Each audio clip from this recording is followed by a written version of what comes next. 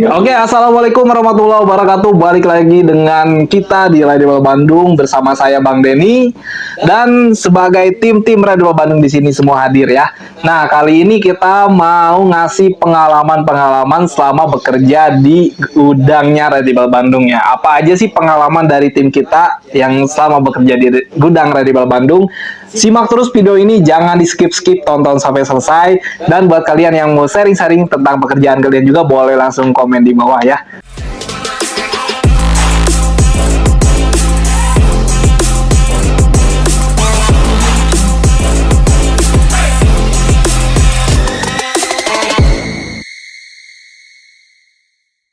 Oke, kita langsung ke pertanyaan pertama bosku nih.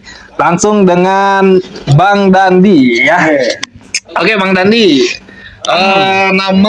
Sebutkan nama, asal, tempat tinggal, umur, dan di Radio Bandung sebagai apa? Oke, perkenalkan nama saya Dandi Kurniawan. Saya asal dari Cianjur ya, umur saya 20 tahun. Dan saya di sini sebagai sales dan sebagai pengatur gudang. Oke, Bang Dandi ya. Terima kasih Bang Dandi untuk pertanyaannya. Nanti kita langsung lanjut ke yang kedua. Langsung kita ke Bang Miman nih. Kang Miman ya, yang dari Garut yang ganteng nih. Kang Miman, sudah berapa lama kerja di Radio Bandung ini? Kerja di Radio Bandung itu kalau nggak salah saya masuk di bulan Februari akhir ya. Jadi pas masuk ke sini itu mau bulan puasa.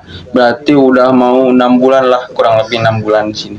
Ya, selama 6 bulan mungkin yang kerjanya memang benar-benar maksudnya ke gudangan. Dulu masih di kafe ya. Kita ngediriin kafe bareng-bareng. Nah, pas ke gudangan mungkin kurang lebih sekitar 4 bulanan ya. Oke, Bang Miman, thank you ya. Lanjut ke pertanyaan ketiga, langsung sama Bang Upik di sini ya. Nah, Bang Upik, kesan selama kerja di sini bagaimana ya? Jujur-jujur aja Bang Upik, kalem ya. Pokoknya kalau ada letter Z ya. So, Bang Upik ya. Kesan-kesan yang selama ini saya mungkin udah cukup lama di sini, dan kesannya memang banyak kesannya di sini. Salah satunya dengan kita bebarengan berbisnis di sini, terus makan bareng, jalan-jalan bareng. Itu mungkin kesan yang saya ingat waktu bulan puasa ya, bulan Ramadan itu kita bareng tuh sahur bareng-bareng ya, dengan hidangan seadanya, kita masak bareng-bareng. Mungkin itu yang berkesan sih ya. Betul-betul ya. Oke, thank you Bang Upik ya. Jadi kesan selama kerja di gudang Radio Bandung ini yaitu sahur dan buka puasa bareng-bareng ya. Bagus banget ya. Oke, kita langsung ke pertanyaan selanjutnya, yaitu pertanyaan keempat. Langsung ke Bang Dandi nih. Perasaan pertama kali dapat customer yang order nih, gimana perasaannya Bang Dandi? Oke, perasaannya ya seneng banget. Jadi bisa pembelajaran juga cara menghadapin customer itu kayak gimana. Soalnya kan kalau pertama kali, jadi saya itu masih ragap gitu, jadi belum lancar gitu cara menghadapin customernya. Jadi saya belajar sama teman-teman yang lain yang udah lama di sini juga. Jadi buat pembelajaran lah. Jadi sekarang alhamdulillah saya udah lancar gitu kalau untuk nanggapin customernya. Oke, segitu aja. Ya, mungkin pas pertama kerja, cara ngelayanin customer, cara ngedapatin atau live streaming ya, itu mungkin masih masih terbilang dari nol gitu ya. Oke, kita lanjut ke pertanyaan berikutnya, yaitu pertanyaan kelima. Untuk Kang Miman nih, suka duka melayani customer gimana sih Kang Miman? Suka duka melayani customer ya. Kalau pengalaman aku itu pernah dapet customer yang lumayan agak rewel gitulah. Mau ini, mau itu, mau ini, mau itu, toh nggak jadi order gitu kan. Ada yang cuma nanya-nanya simple tapi langsung order fix gitu. Nggak, suka dukanya emang kayak gitulah, nggak jauh kayak gitu. Banyak yang harus dijawab, banyak yang harus dituruti, kayak video call, kayak telepon, kayak spill gitu. Ya semuanya saya makan lah. Namanya juga jadi sales gitu kan ya. Yang penting melayani dengan baik gitu. Betul. Jadi untuk Kang Miman nih suka duka untuk melayani customer itu ya semuanya berbeda-beda ya, punya karakter masing-masing setiap customer. Iya. Yang penting service di kita itu terbaik nomor satu ya untuk pelayanannya. Dan Iya. mungkin ada juga nih yang nyentrik ya. Mungkin Kang Miman atau siapa teman-teman di sini pernah ngelayanin customer, akhirnya nanya kabar atau gimana, ada nggak sih? Ada Pik punya pengalaman gitu Pik? Ya Jadi pengalaman manjang lah. apa ya namanya istilahnya jadi Jadi Manjang gitu lah, bukan. jadi Bukan manjang. Jadi teman dekat ya gitu kan. kalau saya pernah Ada ya. ada Cowok kan. Siapa cewek itu dari ya saya boleh sebut asal kotanya boleh. boleh Nama aja yang lah. penting jauh sih dari NTT ya, dulu kita deket banget gitu, sekarang udah nggak lagi berkomunikasi, udah lost contact. kita lanjut aja nih ke pertanyaan berikutnya, yaitu pertanyaan nomor 6 untuk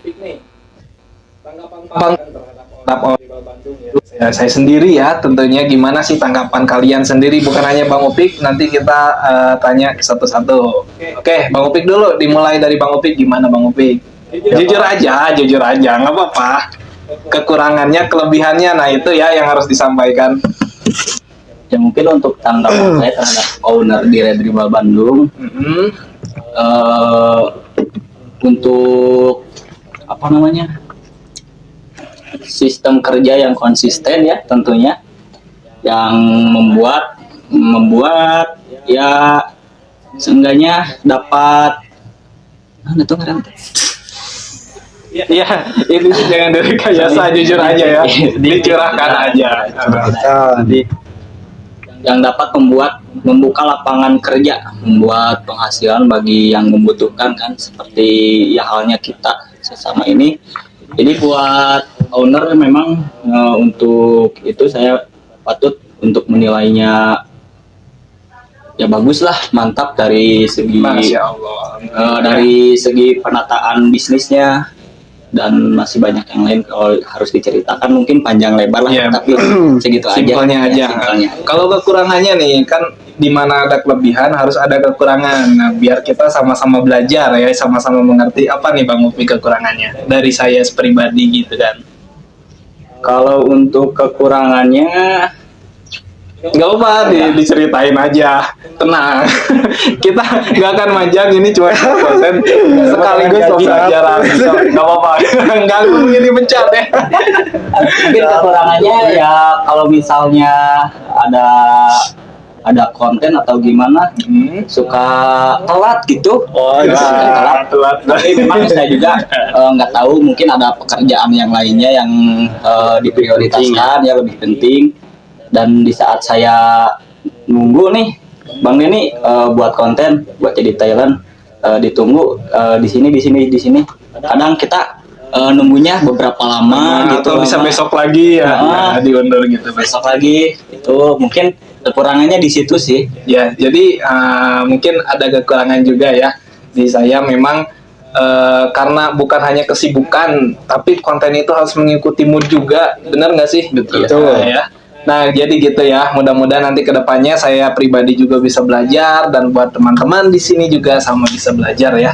Oke, langsung ke Bang Dandi nih. Apa nih kekurangan dan kelebihannya sebagai Bang Dandi CS dan yang atur gudang di sini? Gimana sih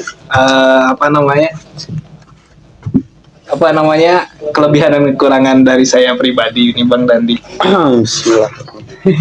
Oke, jadi untuk kelebihannya ya alhamdulillah punya bos yang baik, terus Masya Allah. kalau liburan suka ngajak ya, sering liburan juga suka diajak semua teman-teman di sini. Pokoknya patut dicontoh lah dalam cara otaknya dalam mencari Manajemen. cuan itu ya. Iya. Jadi Masya Allah. memutarkan uang itu ya cukup baik lah ya, patut dicontoh. Dan untuk kekurangannya gimana ya?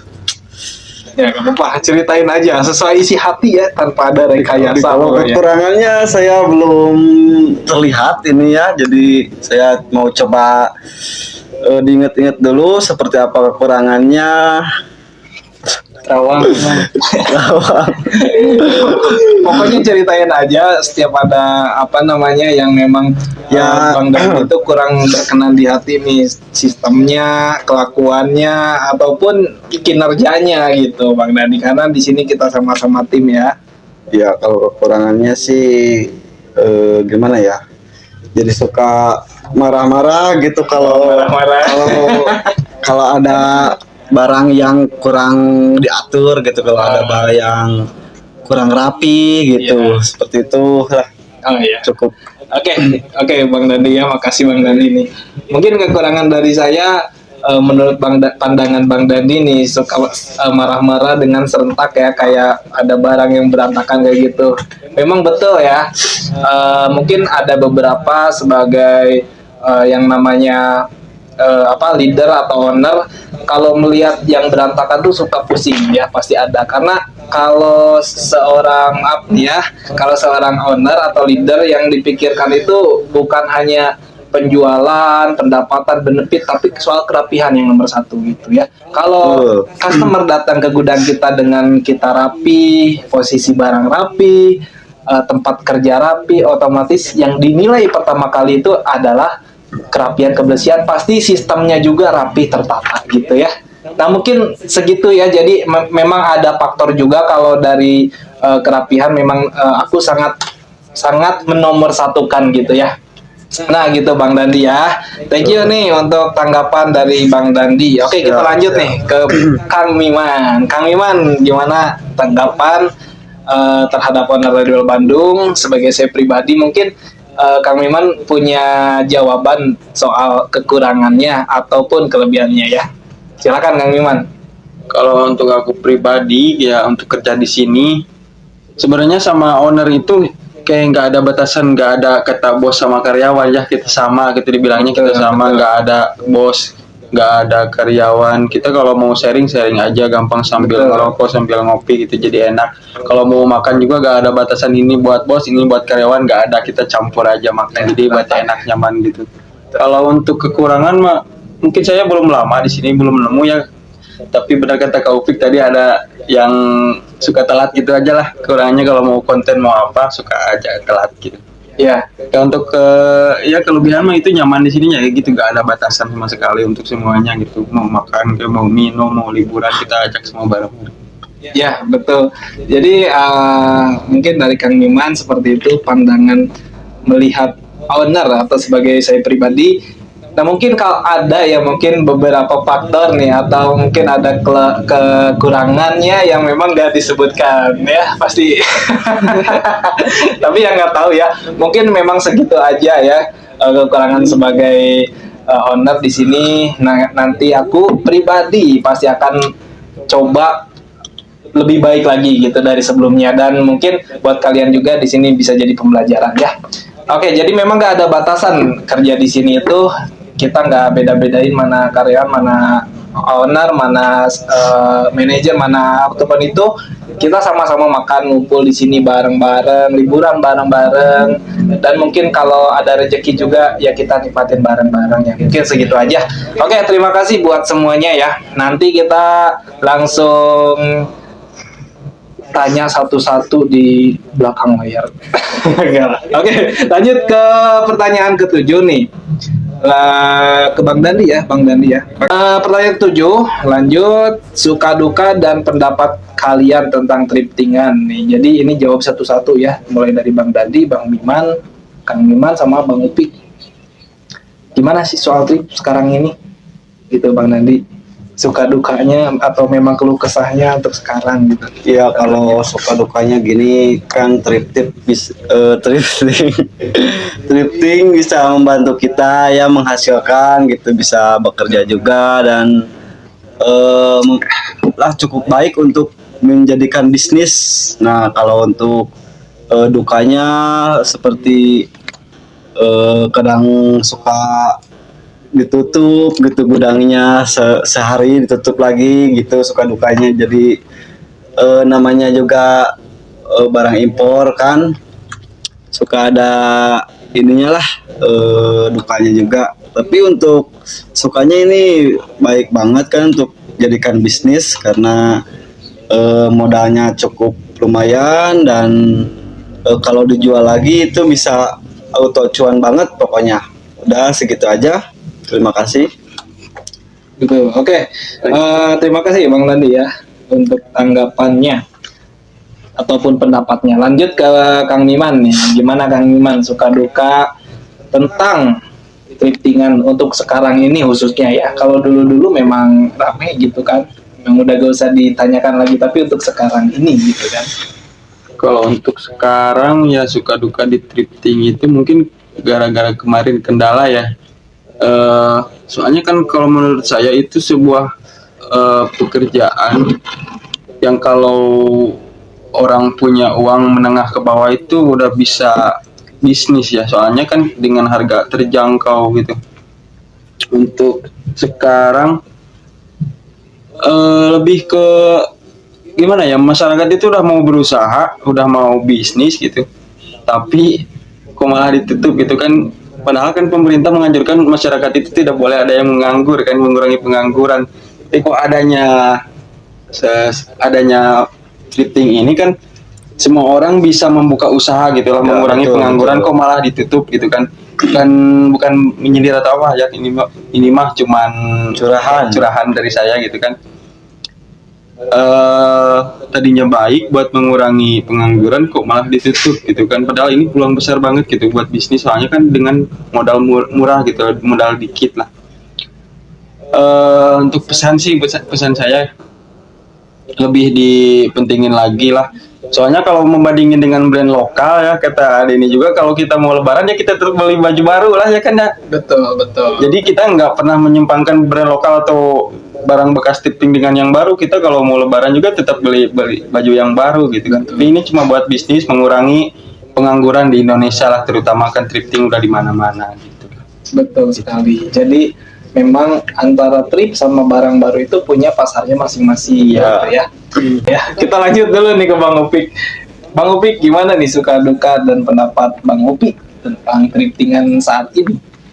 Kalau suka ya untuk suka kita bisa mengenal brand-brand terkenal kayak misalnya Chicago, Lacoste, Uniqlo dan masih banyak yang lainnya ya. Kalau disebutin satu-satu memang banyak untuk brand. Betul sekali. Nah itu yang saya suka, saya bisa mengenal brand-brand yang terkenal yang saya sebutkan tadi. Dan menariknya trip itu dengan brand terkenal itu harganya murah, terjangkau sekali ya. Ya terjangkau sekali, meskipun pakaian bekas tapi kualitasnya lah lumayan oke ya. Dan kalau misalnya untuk dukanya, memang sebagian banyak orang juga merasa kecewanya itu kalau untuk saat-saat ini, apalagi sedang rame ada statement dari presiden trip itu mau ditutup. Jadi memang dukanya memang di situ. Karena waktu bulan kemarin juga kita sempat 1 bulan vakum. Ya, betul sekali. Tutup gudang. Tutup gudang. Sama sekali gak ada aktivitas ya. Ya kalau bisa mah, kalau misal bisa legal ini, tolong dilegalkan saja gitu. Betul. Kita cari jalan keluarnya supaya bisnis terus berlanjut gitu Bang ini.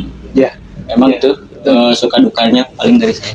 Ya mungkin pandangan saya apa yang disampaikan Bang Upik itu benar ya. Jadi bukan hanya yang kita junjung itu bisnis yang ada di pakaian tripnya, tapi banyak orang yang bergantung atau bekerja mencari nafkah di pakaian trip gitu ya. Jadi dengan dampak ini masyarakat ataupun orang-orang yang bekerja di pergudangan atau di pasar-pasar itu menjadi terdampak semuanya, kebanyakan yang resell ya, karena memang dampak thrifting yang memang benar-benar dilarang untuk saat ini ya. Mungkin itu untuk hanya penjual bal-balan. Nah, kalau untuk yang pengecer mungkin masih bisa, tapi dibatasi. Dengan dibatasi seperti itu seolah-olah pengecer pun tidak bisa jualan karena untuk di live streaming, untuk di media sosial ya, mungkin e-commerce itu memang udah sangat-sangat minim dan dibatasi begitu ya. Nah, harapan dari saya pribadi, mudah-mudahan kedepannya pemerintah ada solusi. Kalau memang thrifting ini merugikan, mungkin merugikan sebagian besar orang ya, sebagian besar yang punya brand-brand lokalan ya, mungkin bisa dicarikan solusi gitu. Kedepannya kita harus main di lokalan, tapi dengan kita yang memang udah lama di thriftingan, di jualan pakaian seperti yang di belakang ini, jadi kita mungkin kalau ke lokalan masih butuh ilmu dan butuh waktu gitu. Kita yang di sini cari nafkah mungkin buat keluarga di rumah gitu ya, mungkin memang belum berkeluarga sebagian orang ya, tapi buat orang tua atau mungkin buat siapa gitu, buat pribadi sendiri khususnya gitu ya. Nah, yaitu mudah-mudahan kedepannya ada solusi aja dari pemerintah ya. Terima kasih banyak pokoknya nih. Soalnya memang statement soal trip itu banyak banget ya, banyak yang berpendapat ya. Jadi ini disclaimer dari saya ya, mudah-mudahan ada solusinya. Jangan sampai pakaian trip itu memang benar-benar apa ya namanya, benar-benar dipojokkan, memang merugikan sekali gitu ya. Jangan sampai seperti itu ya. Mudah-mudahan ada solusi di balik semua ini. Oke, lanjut aja ya, gitu aja lah, nanti takut kita. Oke, lanjut aja ke yang ke-8 nih. Apakah kalian juga terkena dampak nih dari yang pelarangan barang impor atau thrifting ya? Langsung ke Bang Dadi berarti ya. Bang Dadi, kena dampak nggak sih dari semenjak pelarangan thrifting atau memang pelarangan penjualan gitu ya? Jadi apa dampaknya nih ke Bang Dadi? Dampaknya saya juga sampai tidak bekerja lagi ya, sampai saya di rumah itu sampai jadi nganggur. Jadi ya dampaknya ya gitulah, jadi gak bisa mencari cuan lagi gitu, gak bisa bekerja lagi itu untuk sementara, itu pasca ditutup dulu itu gudangnya. Tapi sekarang alhamdulillah udah maju lagi, udah normal lagi. Ya mungkin segitu aja. Ya, kita jadi cari solusi langsung ke perpicisan ya gitu. Betul. Jadi kita ngabisin stok aja sebenarnya ya, nggak ada yang namanya kita melarang aturan pemerintah, tapi kita ngabisin stok yang memang barang-barang yang uang kita tuh di situ gitu ya. Ya betul. Sekalian kita ngabisin stok, sekalian kita cari solusi lagi apa yang mau dijual tanpa melanggar aturan pemerintah gitu ya. Oke, lanjut ke Bang Miman, Kang Miman ya. Kang Miman kena dampak yang pelarangan thrifting atau pelarangan penjualan thrifting? Kalau dampak pasti terkena ya, soalnya Ya, kan kalau betul sih. dari saya pribadi untuk customer, contohnya aja di via WhatsApp gitu kan, orang-orang yang tadinya mau order jadi nggak jadi, soalnya kan takut ada larangan dari pemerintah kan, darinya mau usaha juga jadi takut di apa namanya, oleh pemerintah takut dilarang gitu kan, jadi itu soalnya barang ilegal. Betul. Jadi ya dampaknya besar sekali ya buat saya pribadi, jadi mengurangi cuan juga, pendapatan kurang gitu kan. Makanya kita beralih ke bisnis yang ini perpicisan gitu. Mudah-mudahan ada solusi buat kedepannya, dari pemerintah ada solusi yang bisa memberikan harapan baru ya buat kita di dunia thrifting gitu. Ya, Itu mungkin. ya mungkin itu dari Bang Miman, jadi memang terdampak ya, semuanya sekarang terdampak. Tapi ya kita cari cara lain mungkin buat Bang Miman ya, kedepannya juga harus punya ide sendiri nih ya. Oke, langsung ke Abang Upik. Apakah Bang Upik terkena dampak juga soal pelarangan thriftingan atau pelarangan penjualan thriftingan? Kalau untuk dampak yang pastinya omset turun ya. Iya benar. Ya, Omset turun. Omset turun dari mungkin waktu pas lagi rame-ramenya, seminggu itu bisa dapetin saya pribadi ya di 1 juta ke atas ya, 1 minggu. Nah, dengan adanya larangan thrifting ini, karena dengan nggak bisa dijualnya, terus gudang harus tutup, otomatis omset kita turun. Betul sekali. Omset kita turun dan apa namanya, kita menjangkau konsumen juga nggak waktu kayak dulu. Menjangkau konsumen sekarang minim dengan dibatasinya live streaming. Sekarang kan nggak boleh live streaming. Kita juga kalau misalnya memaksakan live streaming agak was-was juga kan, takutnya gimana gitu. Nah paling gitu aja untuk dampaknya. Ya, jadi semua kesimpulannya jadi bukan hanya penjual ataupun pembeli ya, ternyata semua orang yang bergantung di pakaian thrifting itu terkena dampaknya. Dan memang disclaimer nih, di sini kita hanya menjual paketan usaha ya. Untuk paketan usaha yang murah karena kita ini ngabisin stok barang, sekalian kita obral yang ada di belakang kita ini. Dan buat kalian mungkin yang pengen beli paketan usaha ini boleh banget ya lanjut ke deskripsi kita. Oke, kalau gitu kita lanjut nih pertanyaan berikutnya. Pesan kalian nih untuk orang di luar sana yang sama usaha di thriftingan seperti apa nih? Dimulai dari Bang Dandi dulu. Gimana urusan? Jadi pesan untuk orang lain yang ada di luar sana Ya. mengenai thriftingan ya, mengenai dampak thriftingan ini gimana? Pesan untuk orang lain dari Bang Dandi sendiri. Oh, pesannya ya mungkin Bisa bergabung di Red Entrepreneur kah gitu kan? karena itu belum rezekinya, mungkin pas lagi dampak ya berdoa aja semoga kalian ada jalan keluarnya. Tapi sekarang alhamdulillah bisa berjualan lagi thrifting ya, semoga usahanya makin sukses buat Amin. kalian semua, makin lancar juga, dan intinya ya sukses lah intinya, dan laris manis juga jualan-jualannya gitu. Amin ya. Ya, jadi pesan dari Bang Dandi ya. Mudah-mudahan kalian yang memang masih berjualan thriftingan itu lancar selalu usahanya ya. Dan yang terpenting kalian juga harus cari cara. Mungkin kalau Bang Sigel sekarang belum bisa dikirim atau belum bisa beli karena memang udah gak ada mungkin ya. Kalian bisa nyoba-nyoba beli paketan usaha di kita gitu ya. Jadi solusinya itu ada di Red Entrepreneur ya. Oke, langsung ke Kang Miman. Harapan kedepannya untuk salah ya. Pesan untuk orang di luar sana nih Kang Miman ya, yang sama usaha di thriftingan gimana Kang Miman? Kalau dari saya untuk semua orang yang usaha di thrifting di luar sana terus semangat, berjuang terus. Kita sama-sama nyari solusi agar thriftingan itu tetap jalan gitu, nggak sampai ditutup. Ya salah satunya kita kasih solusi ini di perpicisan dengan harga yang terjangkau kan, dengan harga yang murah meriah bisa dibilang seperti itu. Jadi ya mudah-mudahan tetap jalan lah. Untuk solusi thriftingan kita kasih langsung join aja ke kita ya, sama-sama bareng di thrifting dengan harga yang murah terjangkau, agar semuanya lancar terus gitu, usahanya lancar terus, jualannya lancar terus gitu. Tetap semangat buat semuanya di dunia thrifting gitu, kita bareng-bareng aja. Ya, jadi nanti kita cari solusi bareng-bareng.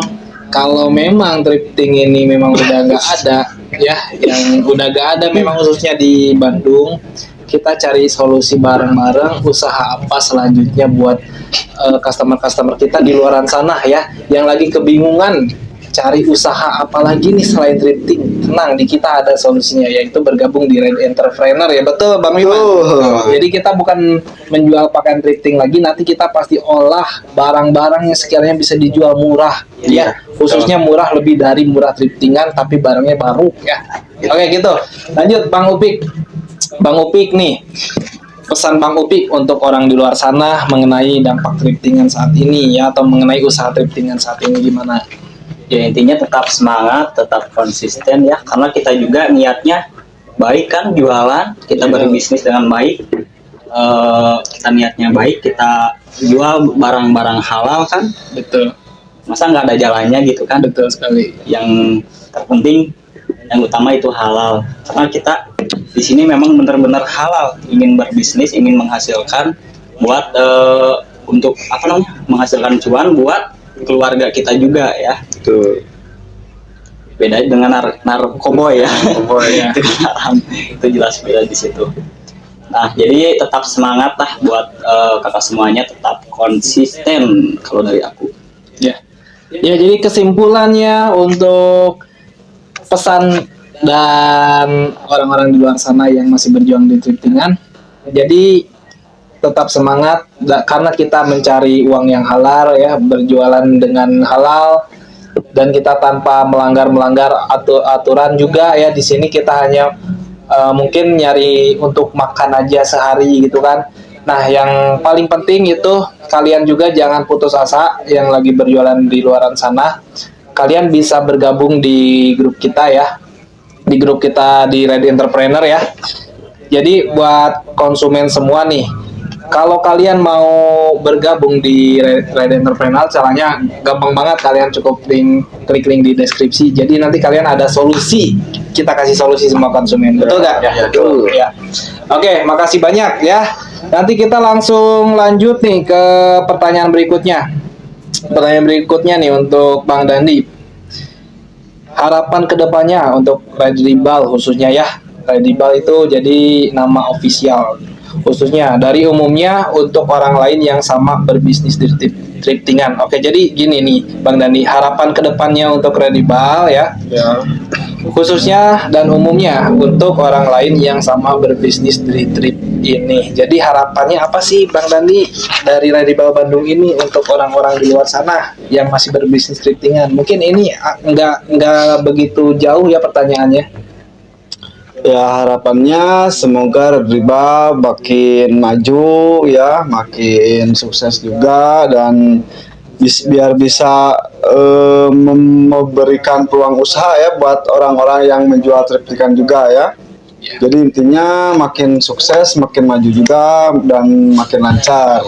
Amin, amin, amin. Jadi nanti Redibal Bandung ini kita kasih solusi ya buat para konsumen yang dengan modal minim, kita kasih jalannya buat yang mau berbisnis gitu ya. Oke, lanjut ke Kang Miman nih. Kang Miman, harapan dari Redibal Bandung ya, khususnya atau umumnya untuk orang lain yang sama berbisnis di thrifting ini, apa sih Kang Miman? Untuk harapan untuk Redibal Bandung ya tetap konsisten, kita jalan terus ya, jangan sampai berhenti. Kalau udah stuck itu kita nyari solusi yang lain, kita nyari ide jualan yang lain. Yang terpenting itu agar Redibal Bandung nggak berhenti gitu, nggak sampai tutup gudang total gitu. Harapan untuk buat orang lain sama seperti itu juga, kita bareng-bareng cari solusi. Yang mau order, mau usaha, kita kasih solusi. Betul gitu kan. Yang mau buka usaha budget minim, kita kasih solusi gitu. Ya, intinya semua di sini nggak pengen usahanya berhenti gitu, usahanya stop. Dengan cara ya jalan terus gitu, nyari solusi, ide usaha, jangan sampai stuck di nol. Kalau udah nol itu kita nggak mau naik ke angka 1 ya. Betul. Yang terpenting itu sih. Ya, jadi kesimpulannya dari Bang Miman nih. Jadi solusi dari Bang Miman atau harapan buat semua orang itu, jadi jangan sampai kalian down gara-gara thrifting itu dilarang ya. Masih banyak peluang usaha yang lain. Mungkin kalian bisa berdagang sepatu, sendal yang baru-baru ya, seperti kaos-kaos ya. Dan mungkin kalau yang masih cuan di thrift ya juga mungkin ngabisin stok ya, bisa kalian juga order ya. Gitu ya. Oke, kita langsung ke Bang Upik nih. Bang Upik, harapan kedepannya untuk Redibal Bandung khususnya atau umumnya untuk orang lain yang sama di luar sana berjualan thriftingan. Ya.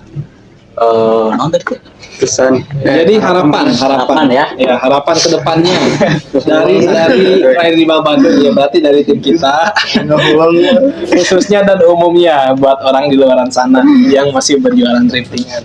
Ya, untuk harapannya sih untuk tim ya, untuk tim Redibal Bandung kita semakin kompak aja ya, semakin kompak dan tetap bekerja dengan sepenuh hati. Pokoknya berat sama dijingjing, ringan sama dipikul. Kita jalani sama-sama gitu ya. Dan untuk umumnya mungkin buat konsumen nih yang di luar sana yang udah berlangganan dengan Red Ribbon Bandung, semuanya nggak usah khawatir karena untuk solusinya kita sudah sediakan ya. Untuk dari dampak thriftingan kita sudah punya solusi, jadi kakak semuanya bisa langsung aja join ke grupnya. Nanti kita di situ sharing-sharing tentang bisnis yang lagi kita jalani, karena itu juga salah satu peluang usaha besar dan program Red Ribbon Bandung yang terbaru ini ya. Jadi langsung aja join. Betul sekali. Grupnya. Oke. Dan untuk saya sendiri ya, harapan untuk saya ke depannya, khususnya nih untuk Red Ribbon Bandung ini, mudah-mudahan kita ke depannya masih bisa saling berbagi solusi sama tim yang paling utama dan sama customer juga ya. Kita sharing-sharing juga gimana ke kondisi dan keadaannya, dan yang paling penting nih umumnya buat para customer juga, kalian tidak stop sampai di sini. Kalian bisa juga berjualan dengan order barang-barang di kita carikan solusi yang lebih minim lagi resikonya gitu ya. Jadi solusinya apa sih Bang? Solusinya nanti kita sediain barang seperti kayak sendal, kaos oblong ya, dan lain-lain sebagainya. Semua ada, kayak perabotan, pokoknya nanti semua ada lah kita siapin ya. Jadi seperti itu ya umumnya. Dan mungkin segitu aja ya untuk konten kita hari ini. Mudah-mudahan bisa menginspirasi nih buat leader atau owner yang ada di luar sana. Makasih banyak ya. Mudah-mudahan juga dalam keadaan yang sehat terus buat para customer Red Ribbon Bandung atau para subscriber Red Ribbon Bandung, dan diberikan kelancaran. Sukses sama-sama dengan kita. Terima kasih banyak. Kita tepuk tangan dulu. Oke, kalau gitu kita pamit dulu ya. Dengan saya Bang Denny sendiri. Makasih banyak.